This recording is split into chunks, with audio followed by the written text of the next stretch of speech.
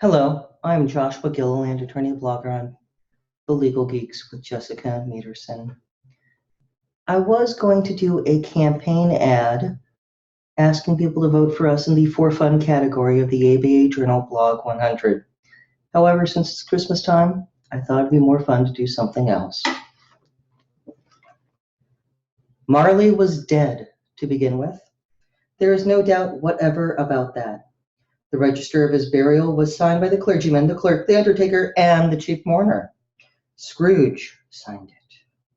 And Scrooge's name was good upon charge for anything he chose to put his hand to. Old Marley was dead as a doornail.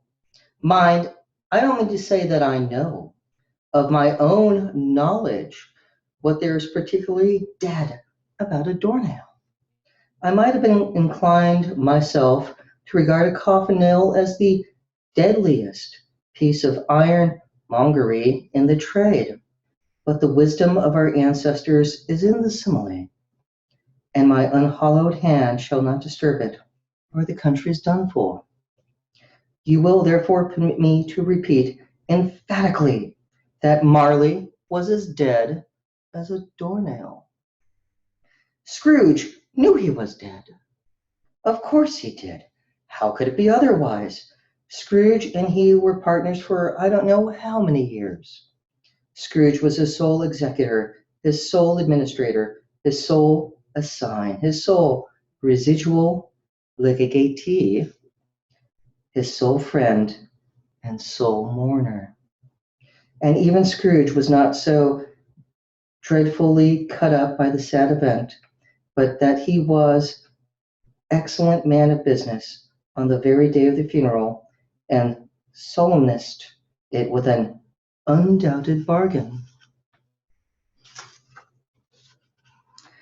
The mention of Marley's funeral brings me back to the point I started from. There is no doubt that Marley was dead. This must be distinctly understood, or nothing wonderful can come of the story I am going to relate. If we were not perfectly convinced that Hamlet's father died before the play began, there would be nothing more remarkable in his taking a stroll at night in an easterly wind upon his own ramparts than there would be in any other middle-aged gentleman rashly turning out after dark in a breezy spot, say St. Paul's churchyard, for instance, literally to astonish his son's weak mind. Scrooge never painted out old Marley's name. There it stood years afterwards above the warehouse door, Scrooge and Marley. The firm was known as Scrooge and Marley. Sometimes people new to the business called it Scrooge, and sometimes Marley, but he answered to both names. It was all the same to him. Oh, but he was a tight-fisted hand at the grandstone Scrooge, a squeezing, wrenching, grasping, scraping, clutching, covetous old sinner, hard and sharp as flint, from which no steel had ever struck out, a generous fire, secret and self-contained, solitary as an oyster. The cold within him froze his cheek, the cold within him froze his old features, nipped his pointed nose, shriveled his cheek, stiffened his gat, made his eyes red, his thin lips blue, and spoke out shrewdly in his grating voice. A frosty rime was on his head, and on his eyebrows in his wiry chin. He carried his own low temperature always about with him. He iced his he iced his office and the dog days, and didn't thaw it 1 degree at Christmas. External heat and cold had little influence on Scrooge. No warmth could warm, no wintry weather could chill him. No wind that blew was bitterer than he, no falling snow was more intent upon his purpose, nor pelting rain less open to entry. Foul weather didn't know where to have him. The heaviest rain and snow and hail and sleet could boast of the advantage over him in only one respect. They often didn't come down handsomely, and Scrooge never did. No one ever stopped him in the street to say, with Gladstone looks, "My dear Scrooge, how are you? When will you come see me?" No beggars implored him to bestow a trifle. No children asked him what it was o'clock. No man or woman ever once in all his life inquired the way to such and such a place of Scrooge. Even the blind men's dogs appeared to know him, and when they saw him coming on, would tug their owners into doorways and up courts, and then would wag their tails as though they said, "No eye at all is better than an evil eye, dark master." But what did Scrooge care? It was the very thing he liked, to edge his way along the crowded paths of life, warning all human sympathy to keep its distance, was what was the knowing ones called nuts to Scrooge. Once upon a time, of all the good days in the year, on Christmas Eve, old Scrooge sat busy in his counting house. It was cold, bleak, biting weather, foggy withal, and he could hear people in the court outside go wheezing up and down, beating their hands upon their breasts and stamping their feet upon the pavement stones to warm them. The city clocks had only just gone 3, but it was quite dark already. It had not been light all day, and candles were flaring in the windows of the neighboring offices like ruddy smears upon the palpable brown air. The fog came pouring in at every chinch and keyhole, and was so dense without that although the court was of the narrowest, the houses opposite were mere phantoms. To see the dingy clouds come drooping down, obscuring everything, one might have thought that nature lived hard by and was brewing on a large scale. The door of Scrooge's counting house was open that he might keep his eye upon his clerk, who in a dismal little cell beyond, a sort of tank, was copying letters. Scrooge had a very small fire, small fire, but the clerk's fire was so very much smaller that it looked like one coal. But he couldn't replenish it, for Scrooge kept the coal box in his own room, and so surely as the clerk came in with the shovel, the master predicted that would be necessary for them to part.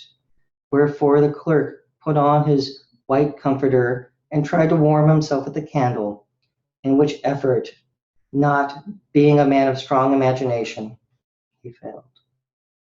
"A Merry Christmas, Uncle! God save you!" cried a cheerful voice.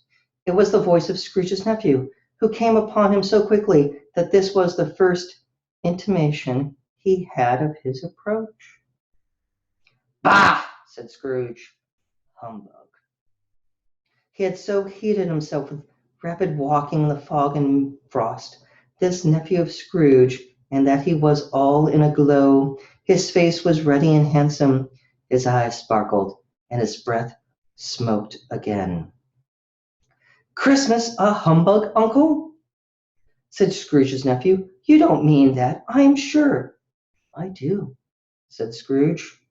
"Merry Christmas! What right have you to be merry? What reason have you to be merry? You're poor enough."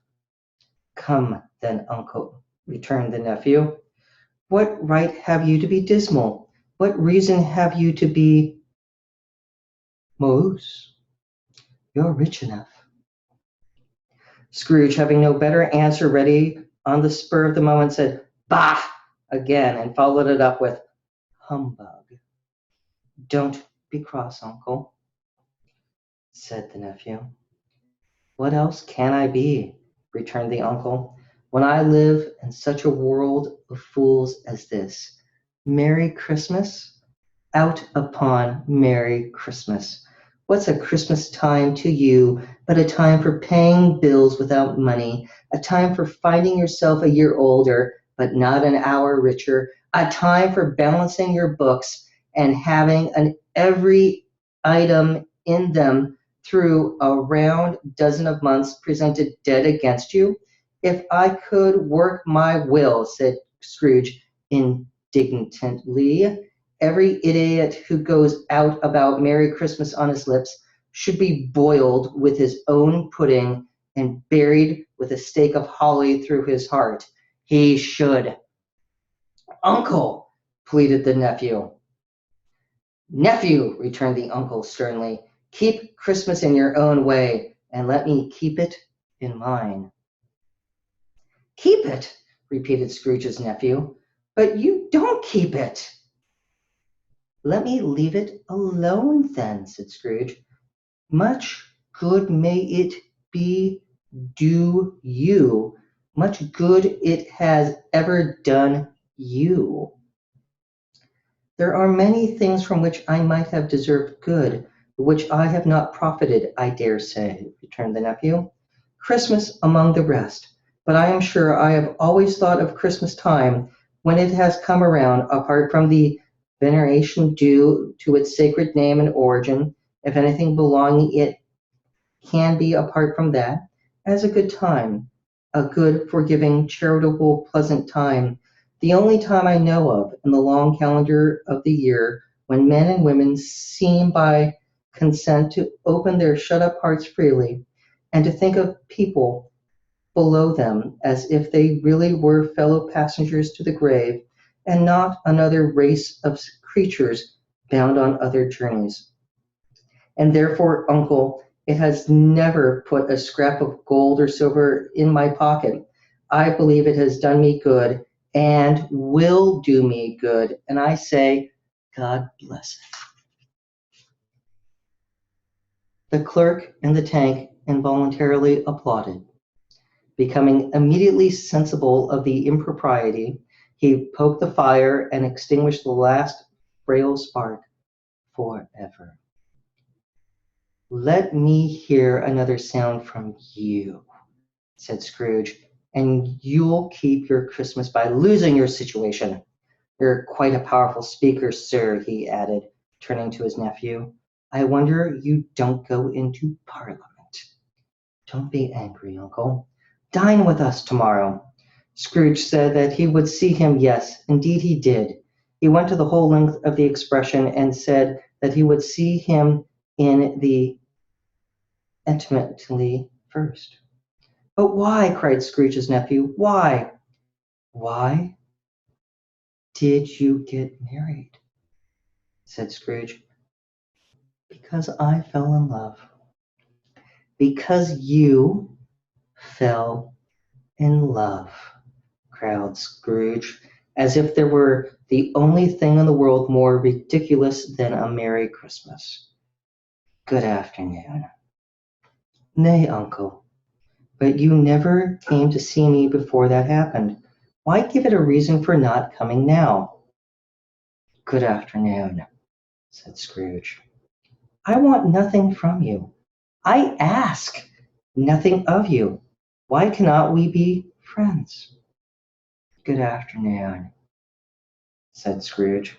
I am sorry, with all my heart, to find you so resolute.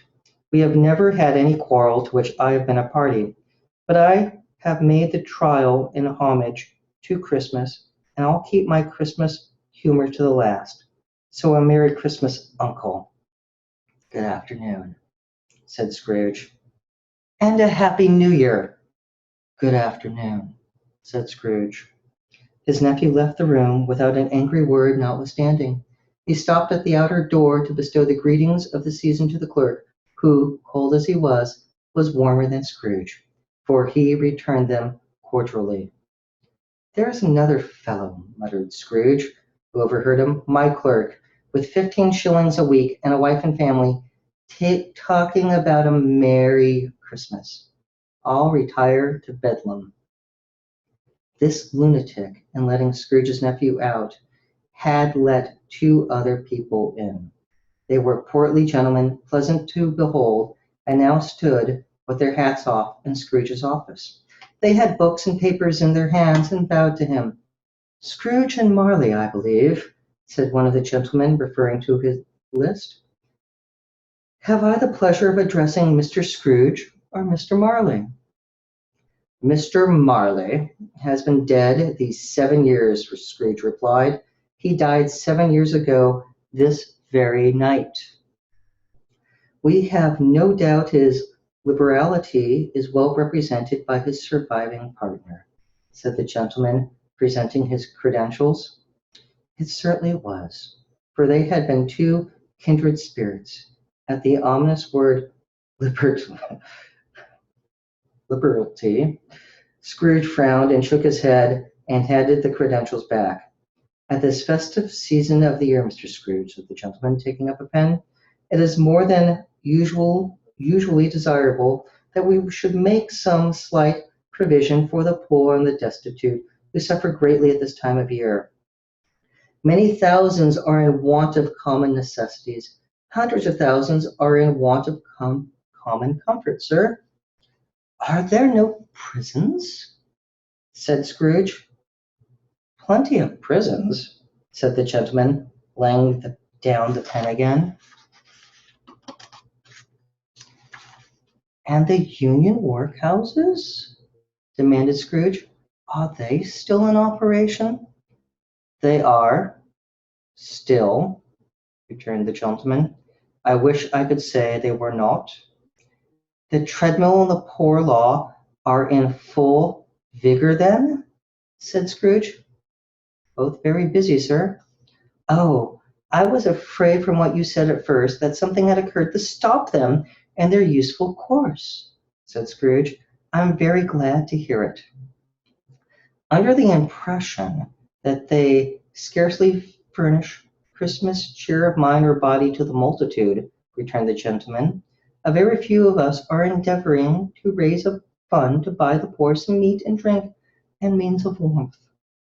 We choose this time because it is at a time of all others when want is keenly felt, and abundance rejoices. What shall I put you down for?" "Nothing," replied Scrooge. "You wish to be anonymous?"